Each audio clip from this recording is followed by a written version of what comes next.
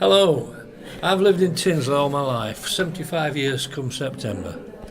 I remember all the industry round the northern and eastern parts of Tinsley, but we did have some rural areas more to the south and to the east.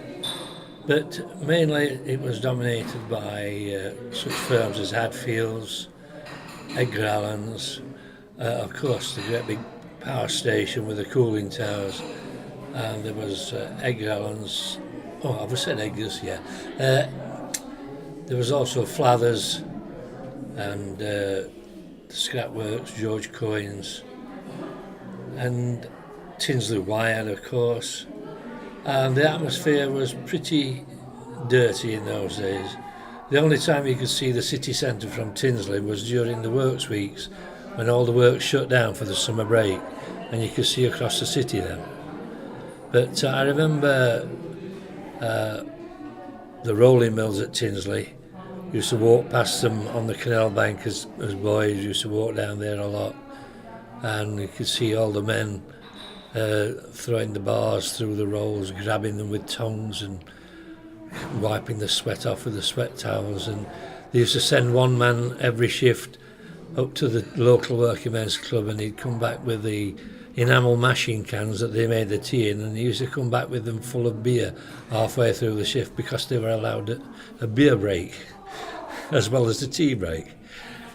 But I'm trying to think of anybody who worked locally. We mainly worked, our family, at Attercliffe, River Don Works, which is only about a mile and a half away. But between us and River Don Works, there was also Firth Vickers Stainless Works and Tinsley Wire Industries, and all these were thriving at the time. And the traffic on Sheffield Road, even at that time, pre-motorway days, there were lots and lots of lorries, and at home time you used to see lines of buses, and on Vulcan Road there were lines of trams, and they used to fill up straight away with people coming out of the works, and they used to sound a siren. They used to have an air raid siren, and at lunchtime it used to sound at 1 o'clock, so the staff knew when to come back off the break. And so we had the air raid warning sirens even later in the 50s when I was a kid. But lots of factories had steam hooters to announce time to get back to work.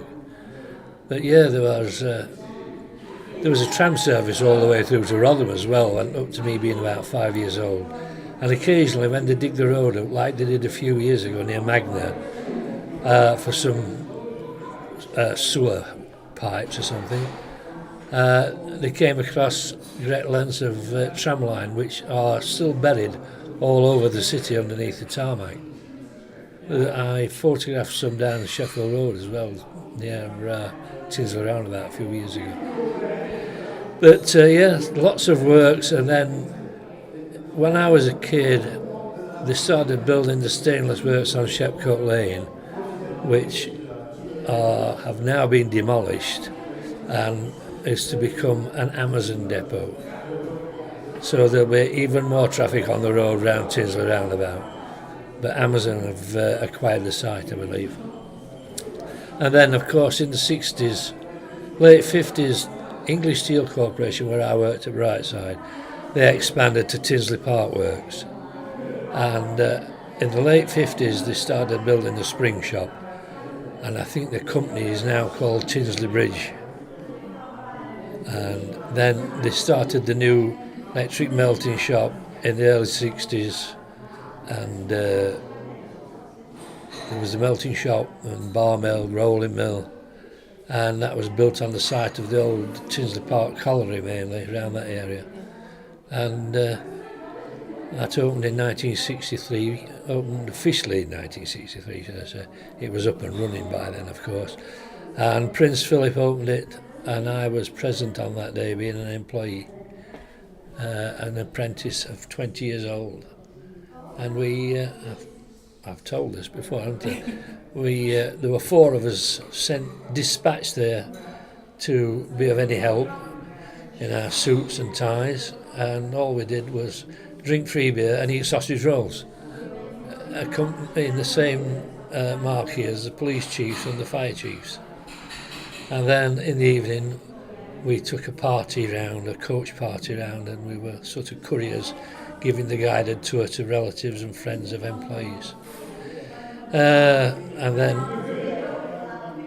what used to be a rural area later became the marshalling yard, and they gouged a big canyon where fields used to be, and trees and woods and ponds, and they made the huge marshalling yard there in the 60s, and that brought a lot of freight into the area.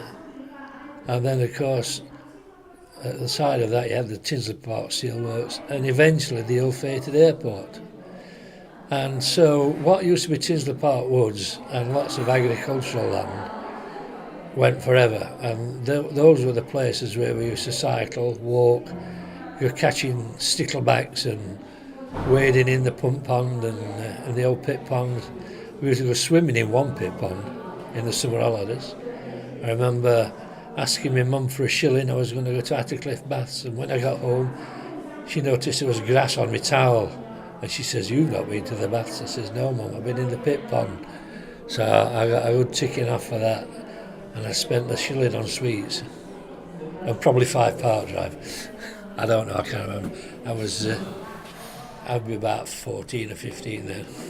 But yeah, we used to swim in the pit ponds, which was very dangerous, well, swimming in any deep water is dangerous.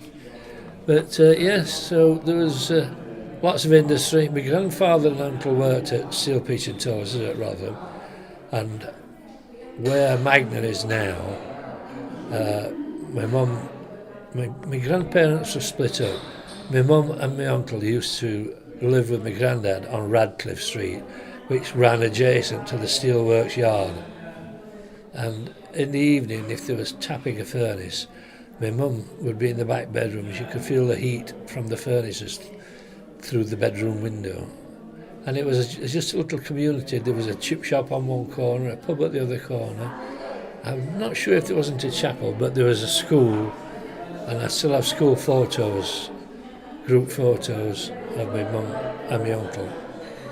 And also I've got a photograph of my mum and uncle and granddad sitting in the backyard looking all dressed up. Grandpa sitting in his chair, and auntie and uncle, and my mum and my uncle were sitting by his side in the Sunday best, and you can see the steelworks over the wall. And what was your job when you were an apprentice and when you went Well, into the steelworks? I served a general engineering apprenticeship at the English Steel Corporation at Riverdon Works.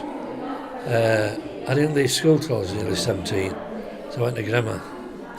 So I served a 4-year apprenticeship, and I studied engineering on a day release, 1 day at college a week. And I finished up in inspection, engineering inspection. So I wasn't really involved with the steel making, more or less with the finished product. And I worked on things as small as crankshafts for motor car engines, the famous BRM racing cars of the 60s, and crankshafts weighing 30 tons with 15-inch diameter bearings for supertankers. And I've worked on a various amount of castings for oil rigs, rolling mill castings, great big 250-ton castings for steel companies all over the world. I worked on some cable castings for the Lantau Bridge at Hong Kong, the Hong Kong harbour, airport, whatever it was. We made a big bridge, and we did some castings for that, and also for the Petronas Tower in Kuala Lumpur. I've worked on quite a few famous bits and pieces all over the world, various oil rigs all scattered around the globe. Nuclear submarines, various castings. I worked on the A-class which are the latest British atomic submarines. I worked on lots of steel castings for those.